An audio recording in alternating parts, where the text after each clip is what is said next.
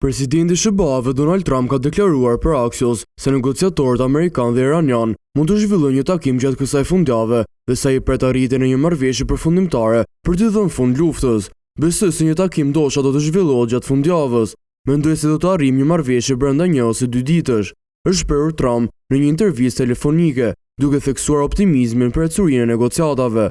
Megjithatë, sipas disa zyrtarëve amerikan dhe burimeve të cituara nga Axios, edhe pse është shënuar përparim i rëndësishëm dhe palët janë afruar me një plan paqe për 3 faqesh, ende mbeten mosmarrëveshje për çështje kyçe.